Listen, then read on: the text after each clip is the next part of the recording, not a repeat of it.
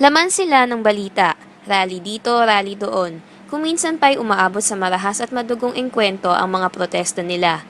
Mga aktivista kung tawagin sila. Sa iba't ibang paraan nila pinaparating ang mga hinaing nila. Pero ano nga ba ang ibig sabihin ng aktivismo? Aktivismo ay yung pakikilahok mo sa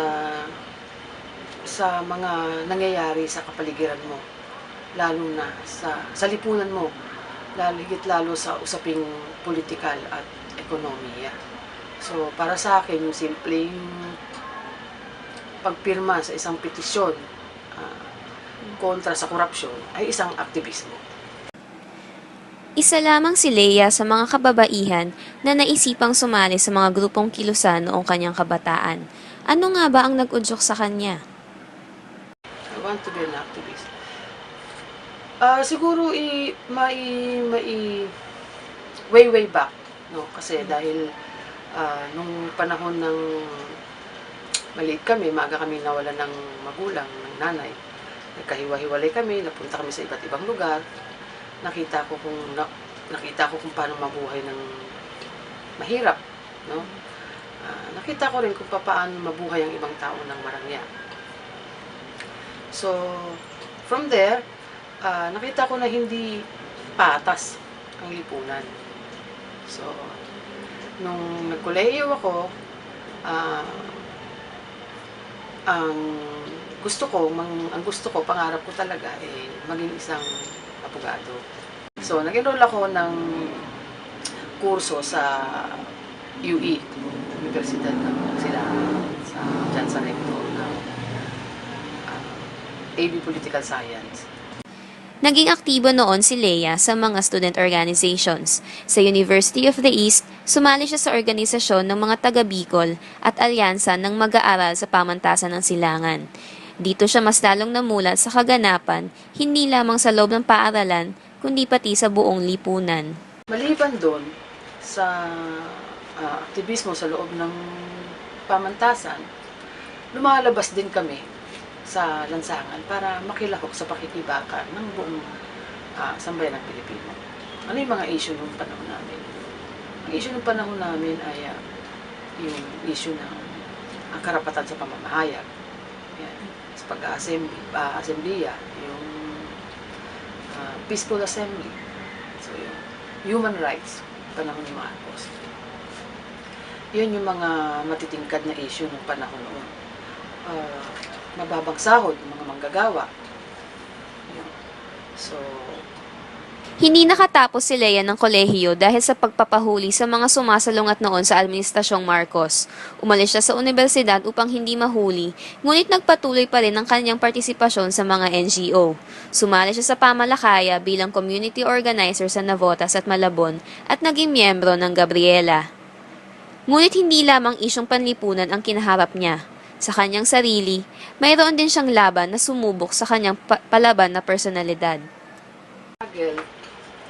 Siguro, toughest struggle merong bahagi ng ekonomiya, pangangailangan pang-ekonomiya namin bilang pamilya at yung relasyon namin bilang mag-asawa. So, yung pangangailangan pang pamilya, dahil nagkaroon kami ng 2 anak at kailangan naming bigyan sila ng maayos na kinabukasan, magandang edukasyon.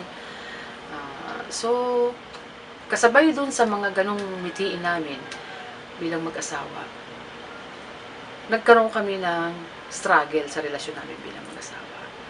So, dahil doon, nakapag-desisyon akong mangibang bayan.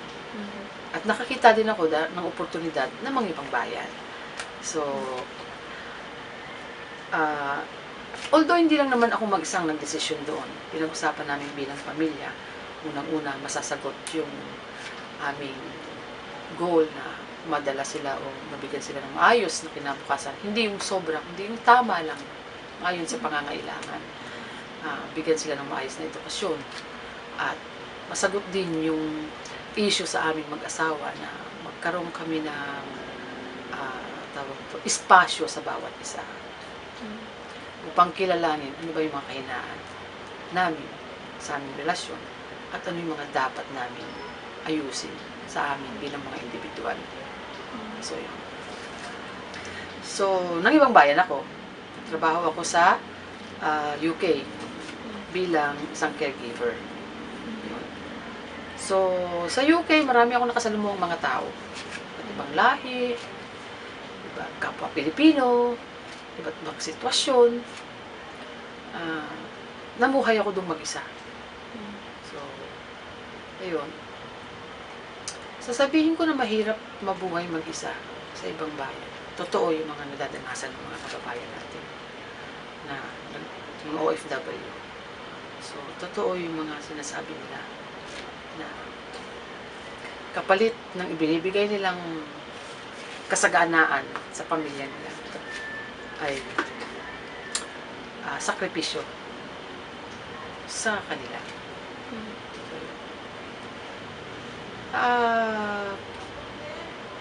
Paano ko nadala yung aking pagiging aktivista sa ibang bayan? Naranasan ni Lea ang hirap ng pamumuhay sa ibang bansa kung saan maski kapwa Pilipino ang nangmamaliit sa kapwa Pilipino dahil sa uri ng kanyang trabaho. Gayunpaman, isinaisip pa rin niya na walang taong higit sa iba. May pagkukulang siya, ngunit meron din sila. Siguro malaking bagay sa yung pagiging aktivista ko sa pamamaraan ko ng papapalaki sa kanila. Pamamaraan namin bilang mag-asawa, hindi lang ako ng pagpapalaki sa kanila. Dahil binibigyan namin sila ng layang mag-express ng sarili nila. Pero diskusyonan, normal yung diskusyon sa mga gawaing bahay. Yan. Nagkakaroon kami ng diskusyon dyan. Pero nare-resolve yan. Dahil kailangan nilang gawin yun. Diba? Otherwise, wala namang gagawa nung para sa kanila. At kailangan nilang maging responsable. Dahil darating ang panahon na mamumuhay sila mag-isa at wala silang aasahan. So, dapat sa loob lang ng pamamahay, matutunan nila yun. Pangalawa, nagdidiskusyon din kami ng mga isyong panlipunan. So, ano yung mga halimbawa niya? Ito yung recently, yung pork barrel. So, sa aming pamilya, meron kaming hating opinion dyan. Si Tito RJ mo, at saka si Aliana, siguro dahil meron silang mga business-minded, no? Dahil sila mga business-minded, so, para sa kanila, hindi dapat i-abolish ang pork barrel. Dahil ito ay ginagamit ng kababayan natin sa komunidad. Pero para sa aming mag-ina, dapat i-abolish yan. Dahil ang pork barrel ay hindi pinapakinabangan noon pa man ng mga kababayan natin sa komunidad. Siguro nga ay, once an activist, always an activist. Kahit hindi nakabilang sa isang organized group, patuloy pa rin ang partisipasyon sa iba't ibang issue ng lipunan at dinadala ang kamulatan sa loob ng pamilya. Yan ang mga babaeng aktivista tulad ni Lea. Loob man o labas ng bansa, kahit anong laban, hindi sumusuko.